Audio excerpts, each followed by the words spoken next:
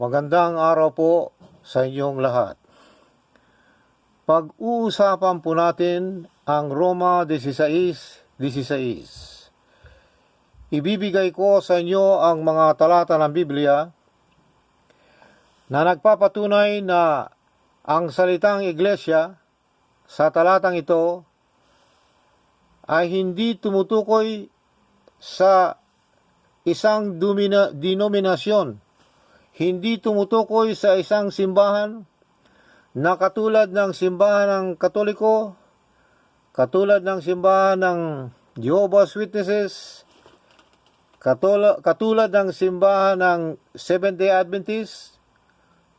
Hindi po ito tumutukoy sa mga simbahan ng mga Protestante. Wala pong tinutukoy na simbahan dito.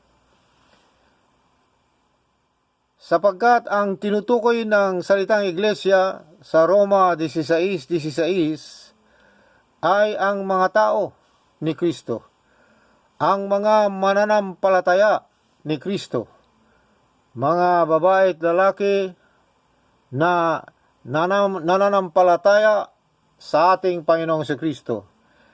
Kaya po ang salitang iglesia ay hindi tumutukoy sa isang denominasyon.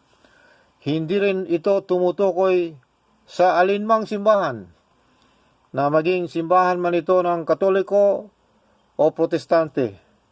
Wala pong tinutukoy na simbahan dito, sapagkat alam po natin ang nakasulat sa Biblia na maraming hipokrito sa loob ng simbahan o sa loob ng isang denominasyon. Kaya ang salitang iglesia dito ay tumutukoy sa mga taong nahugasan na sa banal na dugo ng ating Panginoong Kristo.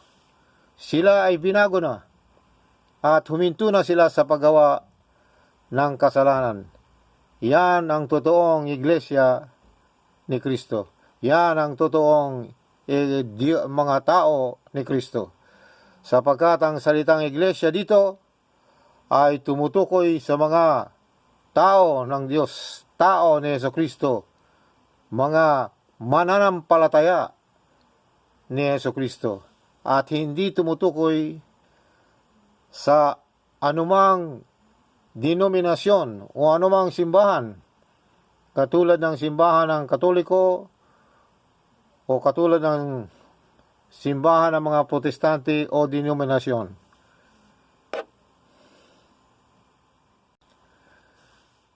At sa kasabay ng mga talatang ito, ay ibibigay ko rin sa inyo ang mga talata ng Biblia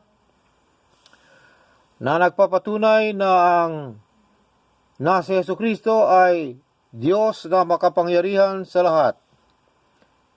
Ibibigay ko ang talata ng Biblia na ang Diyos na makapangyarihan sa lahat ay darating at siya ay magbibigay hukom sa sangkatauhan. Ibibigay ko sa inyo ang talata ng Biblia ng Ama ay hindi darating. Ibibigay ko sa inyo ang talata ng Biblia ng Ama ay hindi magbibigay hukom. Bagkus ay ibinigay niya ang lahat ng kapangyarihan kay Jesucristo na siya ang huhukom. Ang Ama ay hindi huhukom. Bibigay ko sa inyo ang talata ng Biblia na si Jesucristo ay nagkatawang tao. Ang talata ng Biblia na ang dating tipan, the Old Testament, ay nagsalita, ay nagbigay propesya na si Jesucristo ay darating at siya ay huhukom. At siya ay Diyos na magbigay hukom sa sangkatauhan. At yan ay nakasulat sa Old Testament. Kaya umpisahan na po natin ang pagbigay ng mga talatang ito. Malalaman po natin ngayon na ang lahat ng mga talata sa Roma 16 ay tungkol sa pagbati sa mga tao ng Diyos, tungkol sa pagbati sa mga mananampalataya kay Jesucristo. Sa talatang 3, Sinasabi po, ikumusta ninyo ako kina Priscilla at Aquila na mga kamanggagawa ko kay Kristo Jesus. Ang salitang kamanggagawa, yun po ang mga tao. Yun po ang iglesia. Dito naman sa talatang 5, ikumusta rin ninyo ako sa iglesyang nagtitipon sa kanilang bahay. Mga tao po ito, nagtitipon sa kanilang bahay. So, hindi nga tinawag na denominasyon po, bahay lang Nagtitipon sa isang bahay. O, yan sila, ang tawag sa kanila, iglesia. Ikumusta rin ninyo ako sa iglesyang nagtitipon sa kanilang bahay. Ang kahulugan ng salitang iglesia dito ay mga tao, mga sumusunod kay Kristo na nagtitipon sa kanilang bahay. Kaya ang salitang iglesia po ay maliwanag na mga kapatiran na nagtitipon sa kanilang bahay. Dito naman po sa talatang 6, ikumusta ninyo ako kay Maria. See? Tao po yan. Mga tao ni Kristo. Ikumusta ninyo ako sa mga kababayan. O kababayan, mga tao po yan. Hindi po yan denominasyon na simbahan ng Katoliko o simbahan ng Sabadista o simbahan ng Jehovah's Witnesses o simbahan ng mga Protestante. Hindi po yan Walang binabanggit dito na simbahan ng ganun. Ikumusta ninyo ako sa mga kababayan kung nakasama ko sa bilangguan. Si Paul po, San Pablo po ang nagsasalita dito Ikumusta ninyo ako kay Ampliato. Mga tao lahat po yan Lahat ng mga talata dito ay kinukumusta yung mga tao ni Jesus, na Jesus. Talatang 10. Ikumusta din ninyo ako kay Apeles. Binabati ko rin si Rupo. Gayon din sina Asincrito, Plegonte, Hermes, Patrobas, at iba pa. Ano pa dito sa sumunod na talata? Sinabi dito sa 15, binabati ko rin sina Pilologo, Julia, Nereo at ang kanyang kapatid na babae. Mga kapatiran po ito ng babae, gayon din si Olimpas at ang lahat ng kapatid na kasama nila. Mga tao po ito ni Kristo. Mga kapatiran ni San Pablo. Hindi po ito yung iglesia na dito sa Roma 16 ay hindi po simbahan ng Katoliko o alinman sa mga simbahan ng Protestante. Ano pa dito? Pagdating dito sa talatang 16, anong sinasabi?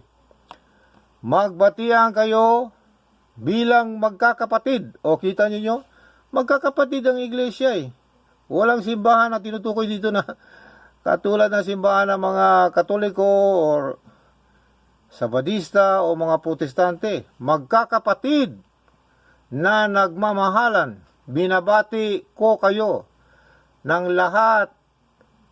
Binabati kayo ng lahat ng mga iglesia ni Kristo. Ng lahat ng mga tao ni Kristo.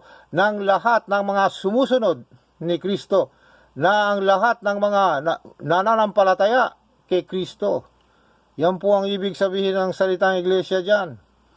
Hindi po yan tumutukoy sa isang denominasyon o sa isang simbahan na katulad ng simbahan ng Katoliko o Jehovah's Witnesses o Sabadista o mga simbahan ng Protestante. Tao po ito, mga tao na nahugasan na sa banal na dugo ng ating Panginoong Kristo. Ang isang prueba dyan, na ito po yung mga tao na nahugasan na sa banal na dugo ng ating Panginoong Kristo, ay sapagkat itong mga taong ito ay tumalikod na sa kasalanan. dahil binago na sila ng banal na espiritu sa pamamagitan ng dugo ng ating Panginoong Jesucristo.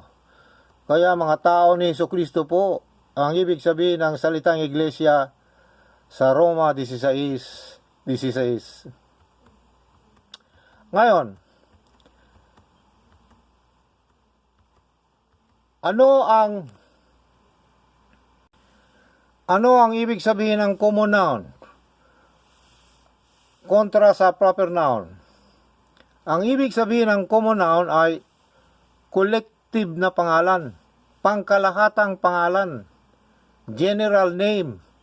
Kaya po hindi capitalized yung salitang iglesia dyan. Pangkalahatan po yan eh. Ngayon, ang proper noun naman ay particular na pangalan ng simbahan, particular na pangalan ng syudad, particular na pangalan ng isang restaurant. Kaya malalaking titik po yan. Yan ay capitalized.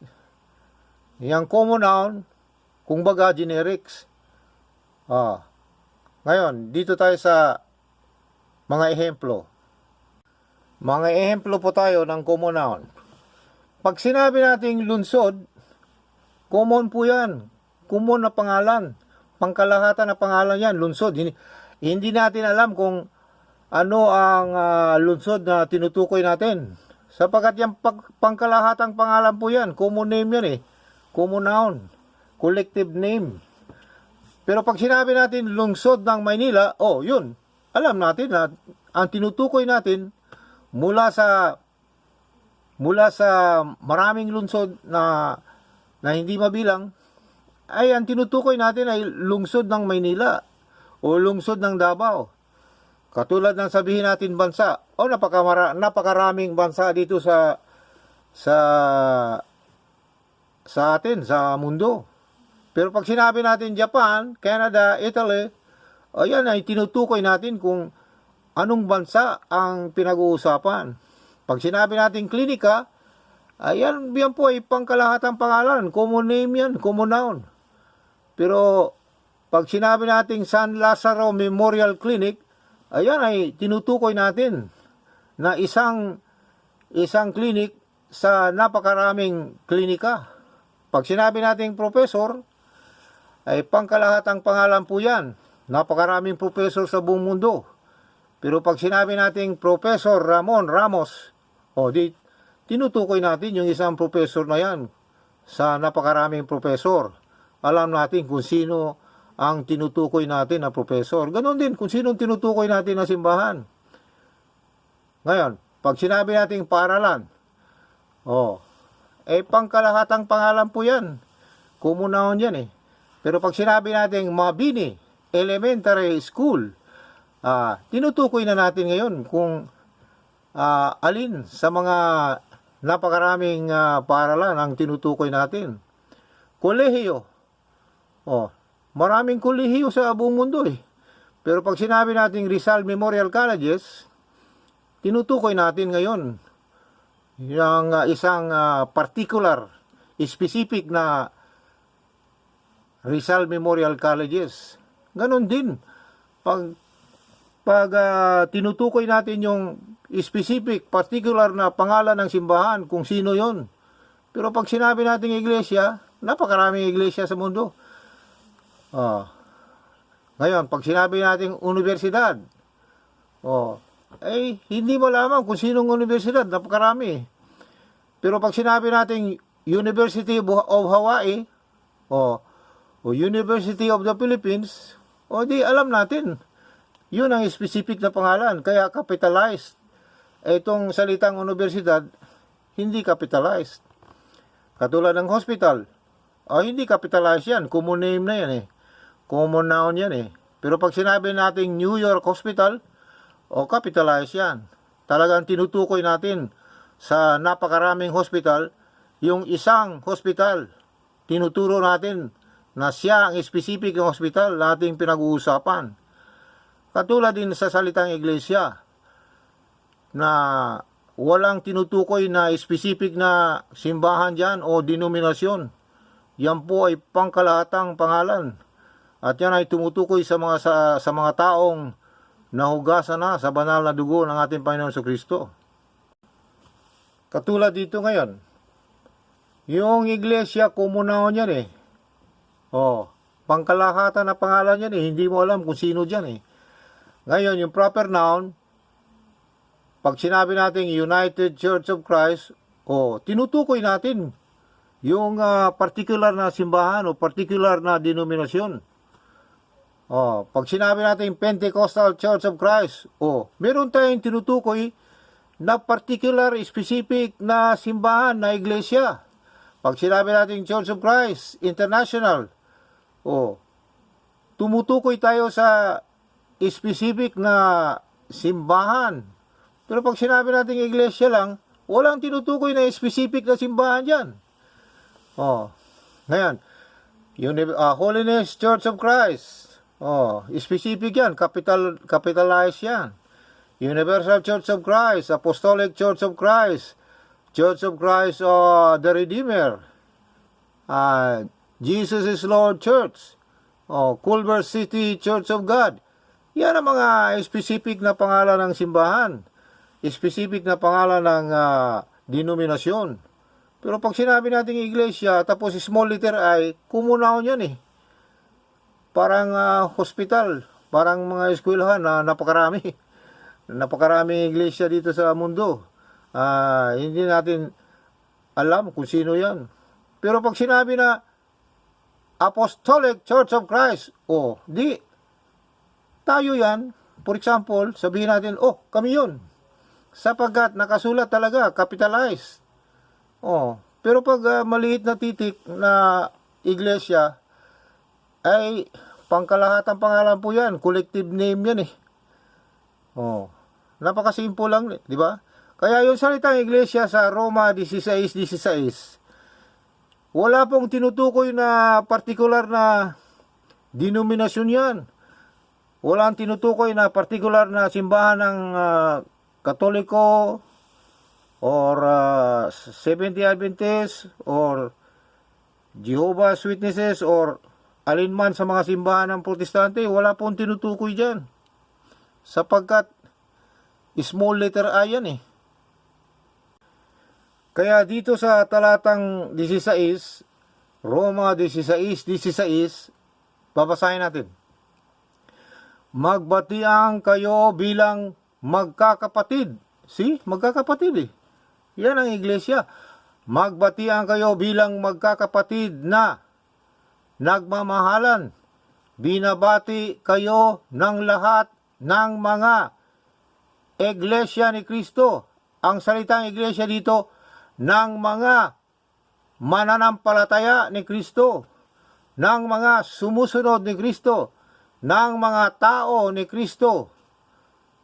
Yan po ang ibig sabihin dyan. Hindi po yan tumutukoy sa partikular na simbahan ng Katoliko o Jehovah's Witnesses o Seventh-day Adventist, o hindi po yan tumutukoy sa alinman sa mga protestante na simbahan. Yung salitang iglesia dyan ay mga tao ni Kristo. Ano pa ang ebidensya? Yan ang salitang iglesia dyan ay mga tao ni Hesus Kristo na nahugasan na sa banal na dugo. Gawa 20:28. Pangalagaan ninyo ang iglesia ng Diyos na kanyang tinubos. Sino ba ang tinubos? Di ba mga tao? Sa pamamagitan ng dugo ng kanyang anak.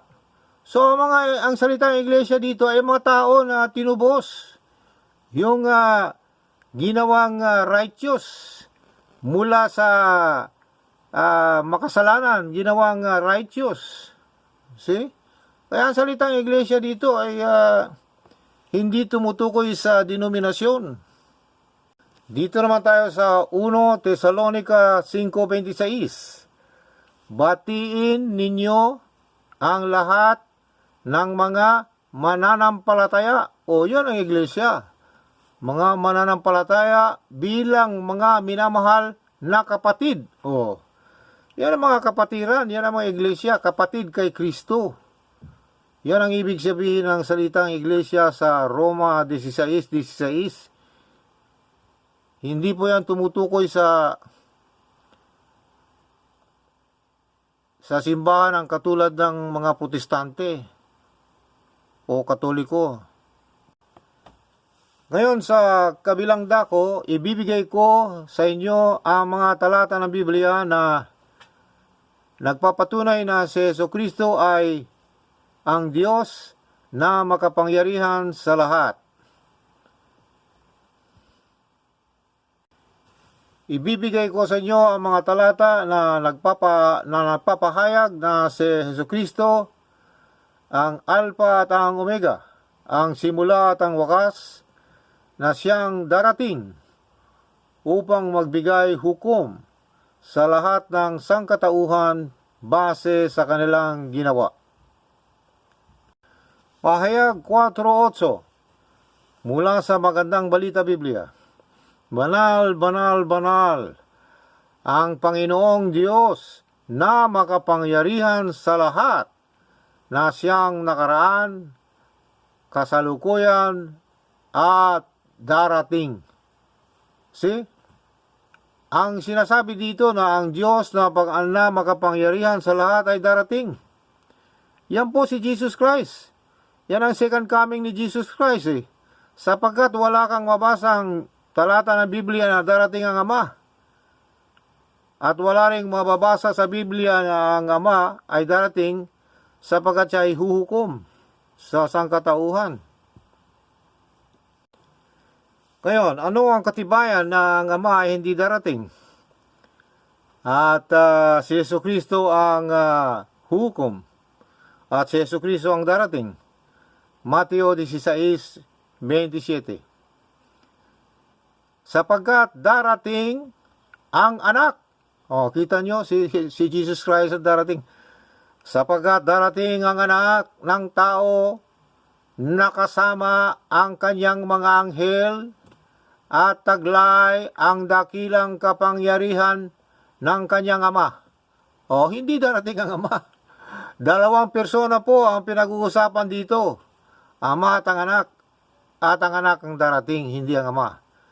Sa panahong yo'y gagantimpalaan niya ang bawat tao ayon sa ginawa nito. See? Darating si Jesus Christ para magbibigay hukom, magbibigay gantimpala sa bawat tao. Ngayon, hindi darating ang Ama. At hindi rin magbibigay hukom ang Ama mula sa talatang ito. Mateo 16:27. At alam po natin na ang Diyos na makapangyarihan sa lahat ay darating, na nakasulat sa Pahayag 4:8 at nakasulat sa Pahayag 1:8 na ang Diyos na makapangyarihan sa lahat ay darating. Sa dalawang talata niyan ay hindi darating ang Ama Ano pa ang katibayan na ang Ama ay hindi hahatol? At sapagat siya ay hindi hahatol, siya ay hindi darating. Juan 5:22-23 mula sa Magandang Balita Biblia. Hindi humahatol kanino man ang Ama. Kita niyo po. Sa halip ay ibinigay na niya sa anak ang buong kapangyarihang humatol. Kita nyo? Hindi hahatol ang Ama Ang anak ang hahatol. Ang Lord God Almighty ay hahatol Bakit po? Bakit ibinigay ng Ama ang lahat ng paghahatol sa anak? Upang maparangalan ng lahat ang anak tulad ng kanilang pagpaparangal sa Ama. Kita nyo? Kung ano ang parangal na ibinigay mo sa Ama, yun din ang ibibigay mo sa anak. Ang hindi nagpaparangal sa anak ay hindi nagpaparangal sa Ama. So, napakaliwanag po dito na ang Ama ay hindi darating, hindi kasi siya huhukom. At ang Diyos na makapangyarihan sa lahat ay darating at huhukom. Ano ang sinasabi ng Pahayag 1.8? Pahayag 1.8, babasahin ko. Ako ang Alpha at ang Omega, sabi ng Panginoong Diyos na makapangyarihan sa lahat, ang kasalukuyan, nakaraan at darating. O, kita po ninyo? Diyos na makapangyarihan sa lahat, si Jesus Christ, sapagkat ang Ama hindi darating. Darating si Jesus kasi second coming yan. Pangalawang pagbabalik. O, pangalawang pagparito. O, darating, second coming. Ulitin ko po, Pahayag 1.8. Ako, ang Alpha at ang Omega, sabi ng Panginoong Diyos, na makapangyarihan sa lahat. O, yung palang Alpha at Omega, una at ang huli, makapangyarihan sa lahat pala yun. Ang kasalukuyan, nakaraan at darating. O, sa Ama at anak, ang anak ang darating Ang Ama hindi Bakit darating ang anak? Dahil hukom Magbibigay gantimpala sa sangkatauhan base sa kanyang ginawa. O, napakaliwanag po yan Ngayon ay babasahin natin ang Pahayag 22:12-13. At sinabi ni Jesus, ang nagsasalita dito si Jesus Kristo na. Alam naman po natin na katotohanan lamang ang mga lumalabas sa bibig ng ating Panginoong Kristo. Kasi wala pong kasinungalingan mula sa Kanya babasahin ko Pahayag 22:12-13. At sinabi ni Jesus, makinig kayo, darating na ako. Kita nyo? Si Jesus Kristo ang darating Dala ko ang mga gantimpala. Siya pala ang hukom Dala ko ang mga gantimpalang ibibigay sa bawat isa ayon sa kanyang ginawa. Ako, ang Alpha at ang Omega, ang una at ang huli, ang simula at ang wakas. Napakaliwanag po, sapagkat ang una at ang huli, ang Alpha at Omega ay Diyos na makapangyarihan sa lahat. Nasa Pahayag 1.8. Ngayon, kay Yesu Kristo, si Yesu Kristo pala ang Alpha at Omega.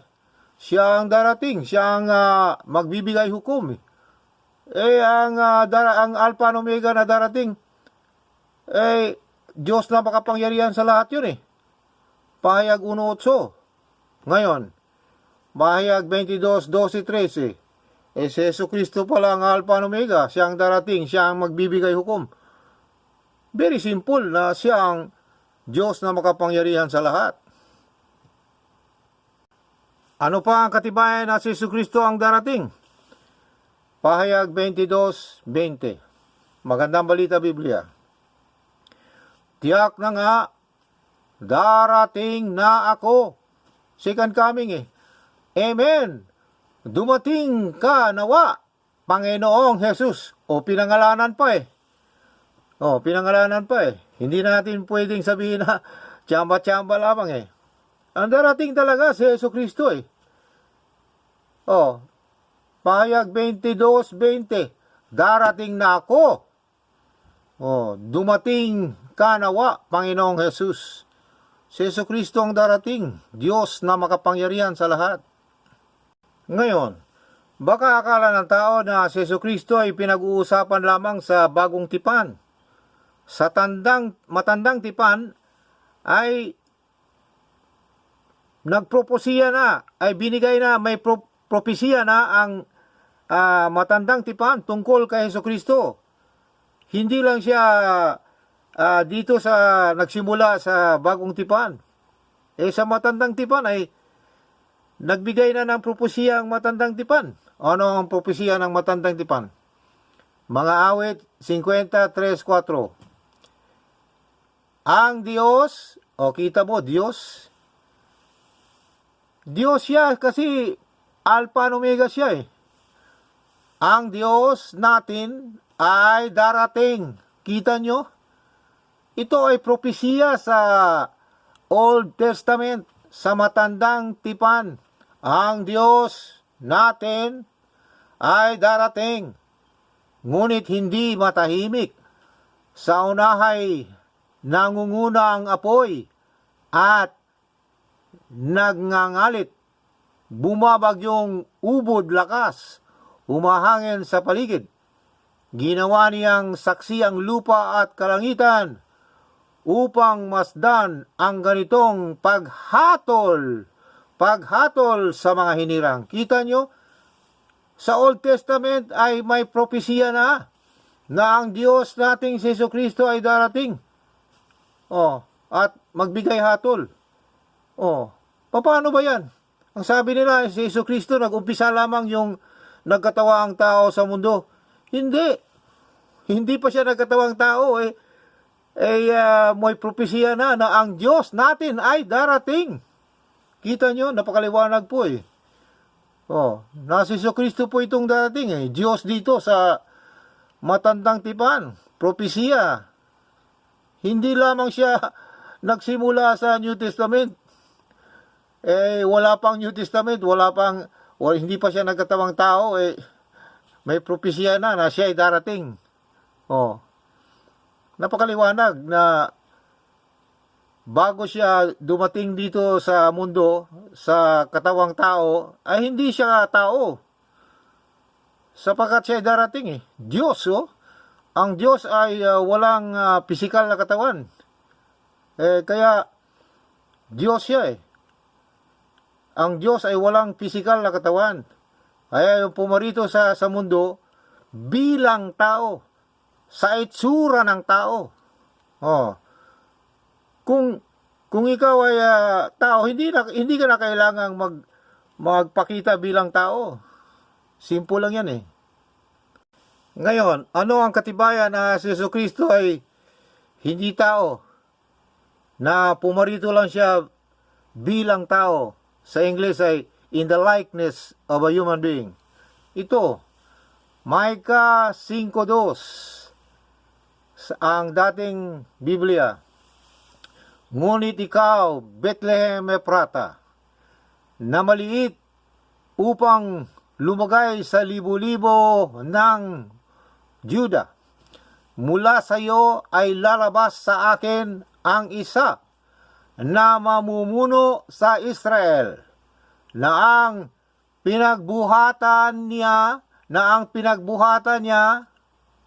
pinanggalingan niya ay mula ng walang hanggan. Kita nyo? Di tama, Alpha and Omega siya. Sinabi niya nabasa natin na sinabi niya siya ay Alpha and Omega. Biruin po ninyo na ang pinagmulan niya ay walang hanggan. May tao ba na gano'n na mula sa walang hanggan? Micah 5:2. Ito ay matandang tipan. Sasabihin natin na si Jesucristo ay nagsimula lang yung pumunta ng mundo. Hindi po, hindi pa siya dumating sa mundo, siya na eh. Ang kanyang pinanggalingan ay mula sa walang hanggan. Di tama, Alpha and Omega. Babasahin po natin ang Hebreo 5:10 sa ang salita ng Diyos. Hebreo 10:5. Hebreo 10:5. Kaya nga, nang dumating siya sa sanlibutan, sinabi niya, hindi mo ibig ang mga handog at mga hain. Nagsalita po siya tungkol sa Ama. Ngunit, naghanda ka ng katawan para sa akin. Kita nyo? So, yung hindi pa siya pumarito sa mundo, ay hindi pa niya sinuot yung katawan eh. Naghanda ka ng katawan para sa akin. Kita nyo, hindi pala tao eh. Binigyan lang ng Ama ng katawan ng tao. Napakaliwanag po to. Hebreo 10:5. Kaya nga, nang dumating siya sa sanlibutan, sinabi niya, hindi mo inibig ang mga handog, ang ama ito. Hindi mo inibig ang mga handog at mga hain. Ngunit naghanda ka, ang ama ang naghanda. Naghanda ka ng katawan para sa akin. Ang ama ang naghanda ng katawan, physical na katawan. Sapagkat ang Diyos na makapangyarihan sa lahat, ang Alpha ang Omega, ang Diyos kasi walang physical na katawan yan espiritu yan. Kaya ang ginawa ng ama, naghanda ng physical na katawan. Kaya dito, maliwanag, ngunit naghanda ka ng katawan para sa akin. Kita nyo? Hinandaan lang pala ng katawan For example, naghanda ka ng sapatos para sa akin. So, yung hindi pa ako dumating, hindi ko pa ginamit yung sapatos. Naghanda ka ng sapatos, sapagkat alam mo na wala akong sapatos. Kaya pagdating ko, sinuot ko yung sapatos. Hindi ako nag-umpisa doon. Nag-umpisa ako, wala pang sapatos. Hindi ako nag-umpisa sa yung sinuot ko na ang sapatos. Nag-umpisa lang ako yung sinuot ko yung katawan. Nag-umpisa ako na makitulad sa tao. He came in the likeness of a human being. Yan ang sinasabi ng Pilipos 2:5-7 na nagkatawang tao, na nakitulad sa tao. Kaya napakaliwanag po Hebreo 5:10. Magkapatid lang ito sa Micah 5:2. Kaya bago siya dumating sa mundo, hindi siya tao. Ang dumating siya, sinuot na niya yung physical na katawan. Bakit? Bakit kinakailangan na magsuot siya ng physical na katawan? Sapagkat kung meron na siya ng physical na katawan, magkaroon na siya ng physical na dugo. At nang magkaroon na siya ng physical na dugo, sa panahon na ang sibat ay tatarak o ay papasok sa kanyang tagiliran, ay dadaloy ang dugo to fulfill what is written in Hebrews 9:22, para magkaroon ng katuparan ng Hebrews 9:22 na kung walang pagkabubo sa dugo ay walang kaligtasan. Nangahulugan na ang kanyang dugo ay handog para sa kaligtasan ng tao. Sin offering Yung katawan na physical ay sin offering. Hindi siya nag-umpisa doon Nag-umpisa siya sa walang hanggan. Kaya hindi siya tao, nagkatawang tao lamang. Kaya ano ang sinasabi ng Pilipos 2:5-8? Pilipos 2:5-8, naway, magkaroon kayo ng kaisipang na tulad ng kay Kristo Jesus. Kahit taglay niya ang kalikasan ng Diyos, hindi niya ipinagpilitang manatiling kapantay ng Diyos, kapantay ng Ama. Hindi niya pinagpilitang manatiling kapantay ng Ama. Bakit? Hinubad niya Nagkunwaring tao Kita mo, sa talatang ito, kapantay ng Ama, tama. Sapagkat ang Ama ay Diyos na makapangyarihan sa lahat. Si Jesucristo ay makapangyarihan sa lahat. Ang Ama ay makapangyarihan sa lahat. Si Jesucristo ay makapangyarihan sa lahat. Di tama ang talatang ito. Pilipos 2:5-8 na si Jesucristo ay kapantay ng Ama. Tama. Kaya, yung binasa natin kanina, ang karangalan na ibibigay mo sa anak ay katulad din sa karangalan na ibinigay mo sa Ama. Nabasa po natin yan sa unahan. Sa talatang 7, sa halip, kusa niyang binitiwan ang pagiging kapantay ng Diyos at namuhay na isang alipin, ipinanganak siya bilang tao. Hindi pala tao See? Kusa niyang binitiwan ang pagiging kapantay ng Diyos. Kaya bago siya nagkatawang tao, kapantay siya ng Diyos Kapantay siya ng Ama Napakaliwanag ito Pilipos 2:5-7-8. 7. Sa halip kusa niyang binitiwan ang pagiging kapantay ng Ama at namuhay na isang alipin, ipinanganak siya bilang tao. Oh. Kung ipinanganak bilang tao, tao na lang, magikero na lamang, hindi po yan tama eh. Sapagkat dito po, bilang tao po, kapantay ng Ama, kapantay ka ng Ama, natural. Ang Ama ay Lord God Almighty. Si Jesucristo ay Lord God Almighty. Tama, kapantay. Ipagpapatuloy natin pagbasa ang talatang 8. At nang siya ay maging tao, kita nyo? At nang siya ay maging tao, ang umpisa pala, hindi tao eh. Naging lang eh. Nagpakumbaba siya at naging masunurin hanggang kamatayan, maging ito man ay kamatayan sa krus. Yan po ang dahilan bakit nagkatawan tao, para ihandog niya ang kanyang katawan at dugo doon sa krus sa Kalbaryo. Simple living lang, simple lang yan eh. Napakaliwanag po yan eh. Kaya nagkatawang tao eh. Kung tunay na tao, kailangan bang magkatawang tao? Kung ikaw, tao ka, kailangan ka pa ba na magkatawang tao ka, magkunwaring tao? Hindi na, dahil tao ka eh. Pero yung magkatawang tao, paparito sa itsura ng tao, ay hindi tao yun. Ngayon, babasahin ko sa inyo ang Juan 5:22-23 mula sa English Standard Version. For the Father judges no one, but has given all judgment to the Son, that all may honor the Son as they honor the Father. Kita niyo po, hindi magbibigay hukom ang Ama. Binigay niya ang lahat ng kapangyarihan sa paghukom sa kanyang anak. Bakit po? Para upang ang lahat ay magbibigay honor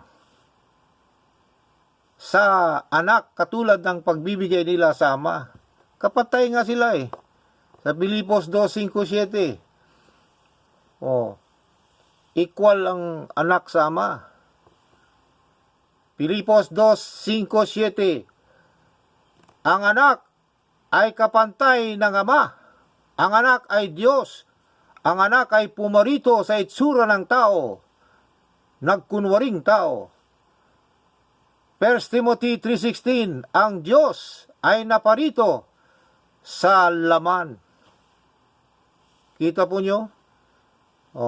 So napakaliwanag po na sa mga talatang binigay ko sa inyo na si Jesucristo ay Diyos na makapangyarihan sa lahat, sapagkat siya ang una at ang huli na darating. Pahayag 1:8. Ako ang Alpha at ang Omega, Diyos na makapangyarihan sa lahat, darating. Kita nyo? Diyos na makapangyarihan sa lahat, darating.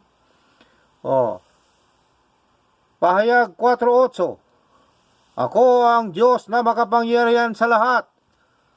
Ako'y darating. Kita nyo? Hindi darating ang Ama eh. Hindi siya hukom eh. Kaya sa Juan 14:3, John 14:3, anong sinabi ng Juan 14:3? Sabi ni Jesucristo, ako ay babalik. Ako ay babalik. Siya ay babalik. Second coming ngayon eh. Ang Ama, may record ba na pumarito sa mundo? Wala.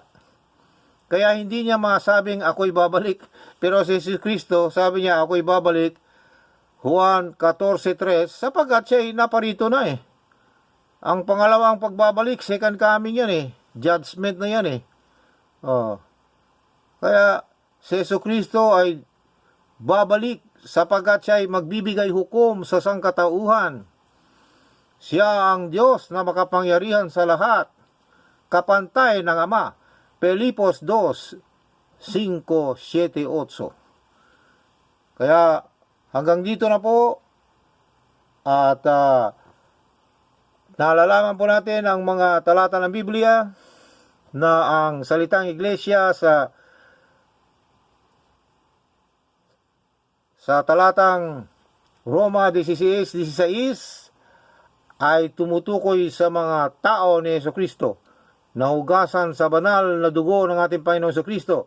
Ang salitang iglesia sa Roma 16:16 ay hindi tumutukoy sa alinmang simbahan sa mga Protestante, simbahan ng Katoliko, o simbahan ng Seventh-day Adventist. Hindi po tumutukoy sa denominasyon. Ang salitang iglesia sa Roma 16:16 ay tumutukoy sa mga tao ng Diyos, mga tao na nahugasan na sa banal na dugo ng ating Panginoon Jesucristo at nagbagong buhay na at huminto na sa paggawa ng kasalanan. Sapagkat sa denominational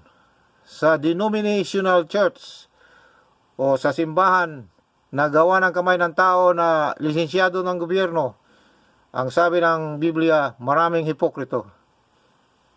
Ang tunay na iglesia ng Diyos na nakasulat sa Roma 16:16 ay yung mga taong hinugasan na sa banal na dugo ng ating Panginoong Jesucristo, ang Diyos na makapangyarihan sa lahat.